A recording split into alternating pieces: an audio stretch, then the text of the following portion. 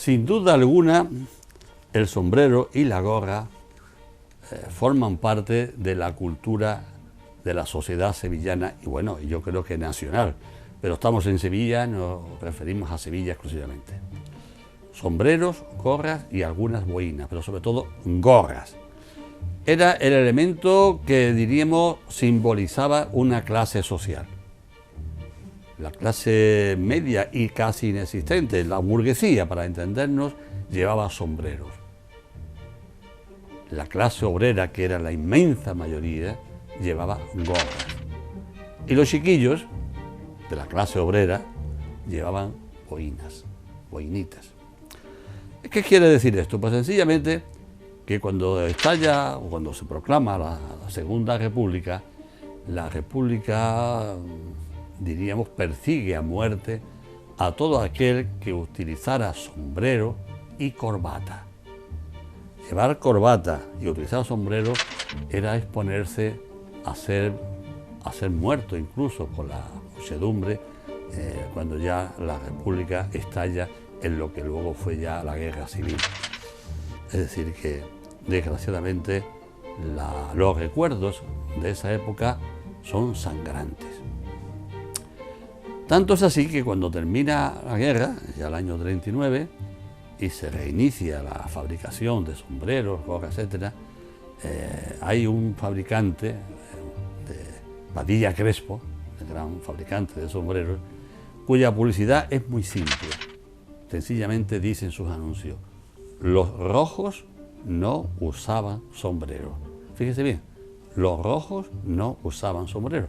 Y ese es el lema fundamental que diríamos provoca otra vez el uso masivo del sombrero durante los años 40 y primeros 50. Pero hay un dato importante: los sombreros había que fabricarlos, había que hacerlos. Y las fábricas que había en Sevilla prácticamente todas eran de origen foráneo e incluso algunas extranjeras.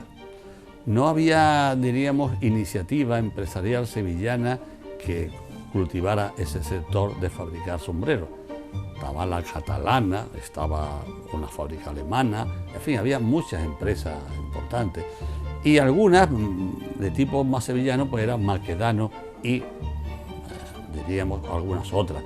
Pero, por cierto, Maquedano existe todavía, en la calle Sierpe, esquina calle Rioja, y ya es un museo, ya ir a comprarse un sombrero a casa Maquedano es, diríamos, un acto de honor a lo que fue esta industria en Sevilla. Y ahí se siguen fabricando los sombreros de ala ancha, los sombreros para bodas, para bautizos, etcétera, y todo tipo de cubridores de cabeza. Bueno, esto quiere decir que el sombrero les daba de comer a muchos miles de personas, sobre todo mujeres, que eran las que trabajaban en la sombrería, en las fábricas de sombreros. Estamos pues ante uno de los hechos más curiosos de la historia de final del siglo XIX y primer tercio hasta los años de la guerra del siglo XX. Sombreros y gorras, nada más y nada menos que el símbolo social de una época.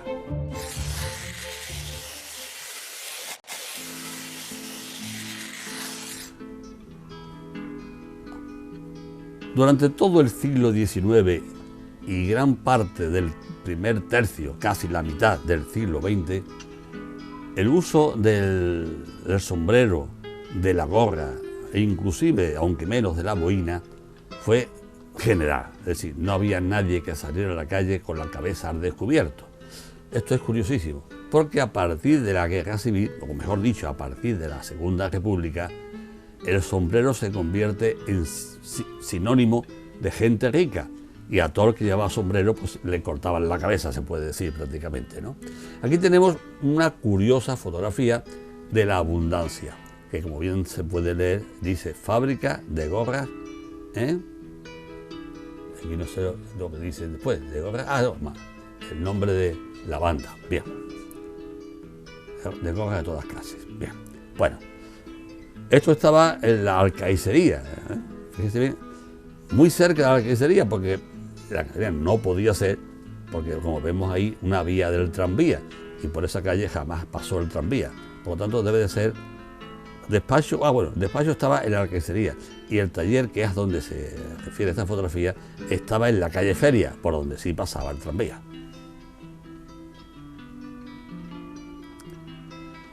Interior de una fábrica de sombreros. Fíjense bien la cantidad de personas que hay trabajando. Aquí vemos, en mitad de la fotografía, justo de arriba de los botijos, vemos unos sombreros plegados y vemos al personal trabajando como se trabajaba entonces.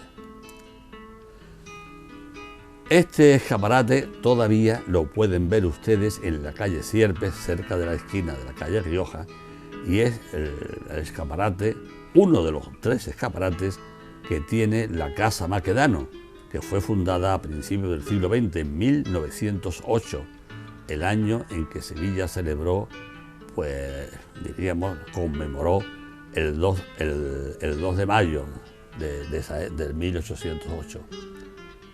Es la fábrica más antigua que aún existe en Sevilla. Este es un anuncio de los años 20, con el sombrero en la mano, dice el anuncio, ¿no? La sombrerería más popular de Sevilla, conocida en toda Andalucía. Sierpes, esquina Rioja. Esta era la publicidad, el tipo de publicidad que se hacía a principios del siglo XX. Otro dibujo más moderno, ya final de los años 20, principios de los años 30, de Fernández y Roche, que era, diríamos, otra de las grandes fábricas que han existido hasta muy poco tiempo.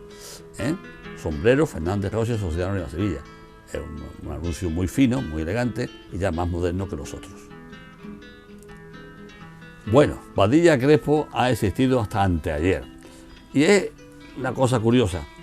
Al final de la guerra, mejor dicho, al principio de la paz, de la posguerra, Badilla Crespo publicó unos anuncios diciendo: los rojos no usaban sombreros. Fíjense bien lo que significaba esto.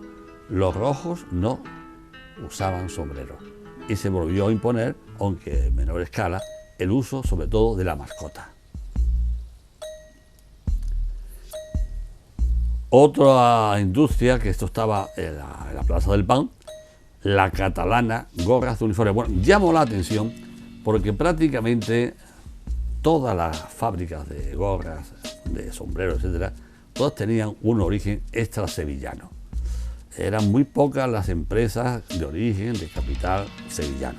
Aquí todo el mundo venía a montar su fábrica, pero era de fuera de Sevilla, no solamente de Sevilla, sino que incluso de fuera de España, porque, como veremos luego en el programa siguiente, con las fábricas de corcho, veremos la enorme expansión de la industria extranjera. Este es otro escaparate, en este caso de Barcia, de Antonio García, también muy curioso, de los sombrererías. Y este es un sombrero ya muy moderno, muy normal, también de Fernández y Roche, donde puede verse el tipo de mascota que se utilizaba ya a final de los años 20 y que luego después, en los años 40, volvió a ponerse de moda, pero que durante toda la República estuvo repudiado porque se consideraba un signo, diríamos, de clase burguesa.